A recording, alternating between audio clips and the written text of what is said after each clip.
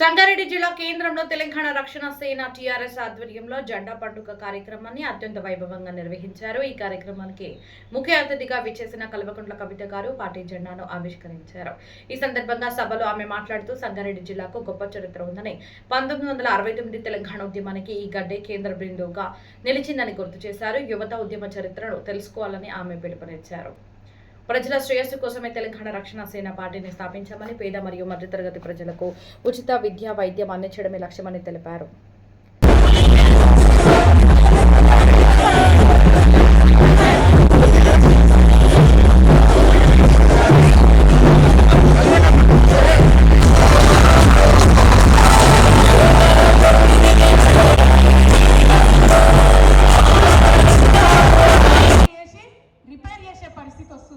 ఎందుకు ఇట్లా డబుల్ ఖర్చులు?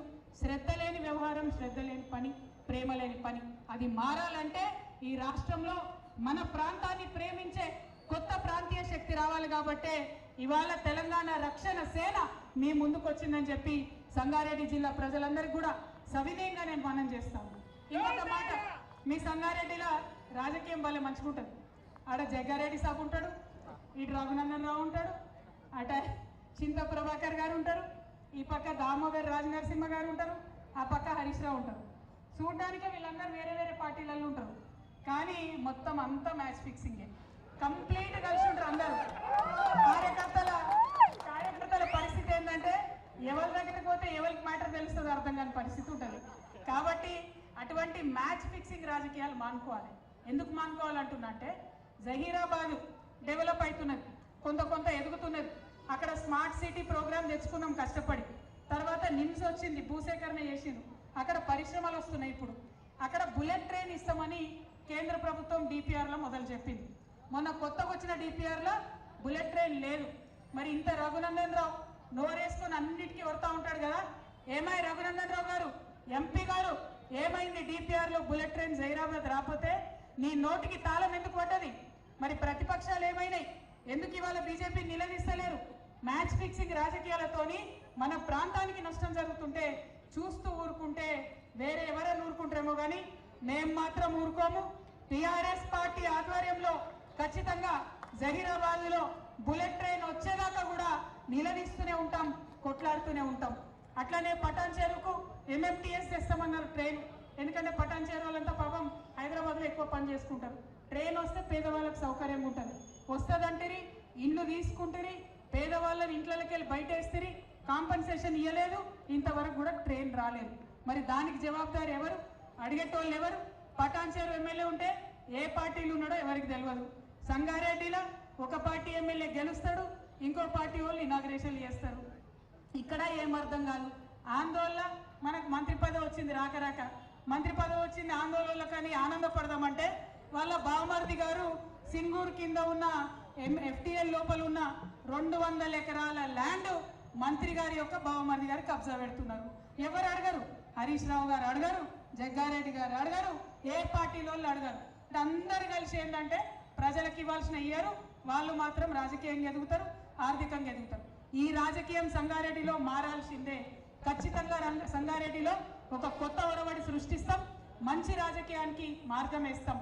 టీఆర్ఎస్ పార్టీ నుండి ఒక మాట ఇచ్చినాం, పాంచజన్యం 5 పథకాలతోని ప్రజల దగ్గరకు వస్తాం. మొదటిది ఉచిత విద్య. ప్రైవేట్ అయినా సరే, మీ పిల్లగాడు పిల్ల ఎంత చదువుకున్నా సరే మీ జేబులకెళ్ళి ₹1 ఖర్చు పెట్టకుండా చూసుకునే బాధ్యత నాది అని మాట ఇస్తా ఉన్నా. రెండవది ఉచిత వైద్యం.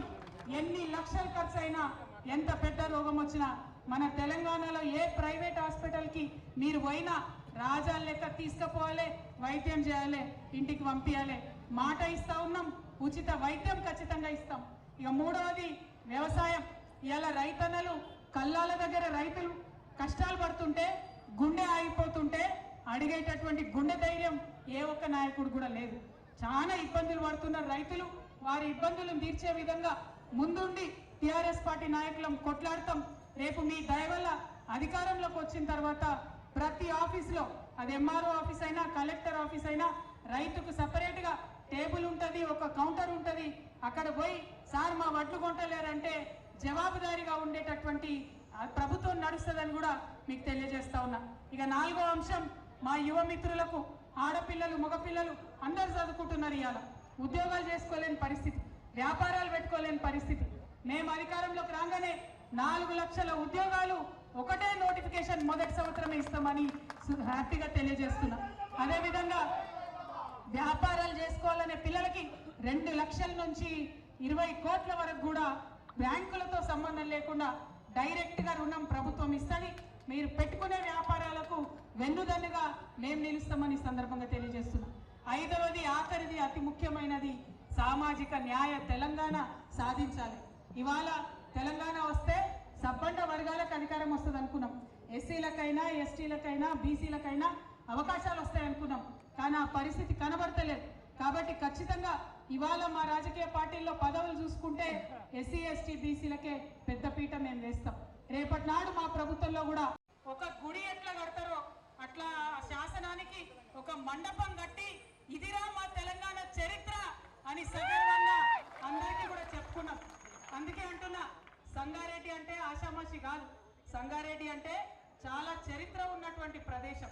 మరి అటువంటి సంగారెడ్డిలో పుట్టినందుకు మీరు ఇవాళ మీతో పాటు ఇక్కడ తెలంగాణ రక్షణ సేన జెండా ఎగరేస్తున్నందుకు నేను సంగారెడ్డి నేల తల్లికి శిరస్సు వంచి నమస్కారాలు తెలియజేస్తున్నా, ప్రణమిలుతున్నా.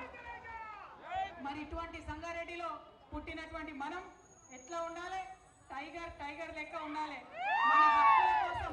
మన హక్కుల కోసం, మన ప్రజల కోసం, మన ఉద్యోగాల కోసం, మన వనరుల కోసం, మనకు రావాల్సిన ప్రతి ఒక్క అంశం కోసం పిడికిలి బిగించి కొట్లాడడానికి సిద్ధంగా ఉండాలి.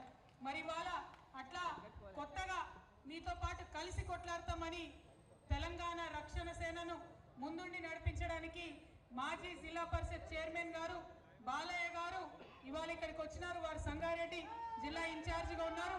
వారి నాయకత్వంలో ఈ కార్యక్రమం ఏర్పాటు చేసుకున్నాం. మరి సంగారెడ్డి పట్టణంలో తమ్ముడు దయాకర్ రెడ్డి గారు, సంఘమిత్ర గారు ముందుండి ఇగో ఈ జెండా పట్టుకుంటాం, తెలంగాణను సమూలంగా మార్పు తెచ్చుకుంటామని చెప్పి ఇవాళ తెలంగాణలో రకరకాల పార్టీలు ఉన్నాయి. బీజేపీ ఉంది, కాంగ్రెస్ ఉంది, భారత రాష్ట్ర సమితి ఉన్నది. మరి ఇంకో కొత్త పార్టీ ఏమవసరమని మీరు వెళ్ళినప్పుడు ప్రజలు మిమ్మల్ని అడుగుతారు. అడిగినప్పుడు మీరు ఒకటే చెప్పండి, ఎన్ని పార్టీలు ఉన్నా కూడా ఇవాళ ఎవరినన్నా పిల్లల్ని చదివించుకుందామంటే, ప్రైవేట్ స్కూల్కి పోదామంటే ఫీజులు కట్టలేని పరిస్థితిలో పేద మధ్యతరగతి వాళ్ళు ఉన్నారు. సర్కార్ స్కూల్కి పోదామంటే స్కూల్ ఉంటే టీచర్ ఉండదు, టీచర్ ఉండే బల్పం ఉండదు అన్నటువంటి పరిస్థితి సర్కార్ స్కూళ్ళలో ఉన్నది. మరి ఎట్లా చదివించుకోవాలి పేదవాళ్ళు పిల్లల్ని? 3 పార్టీలు ఉన్నాయి, కరెక్టే. 30 ఏళ్ల నుంచి రాజ్యం వెళ్తున్నారు, కరెక్టే. కానీ పిల్లలు చదువుకోవాలంటే అవకాశం ఇవ్వనటువంటి పార్టీలు ఉండి ఏక లేదెందుకు? అందుకే ఇవాళ తెలంగాణలో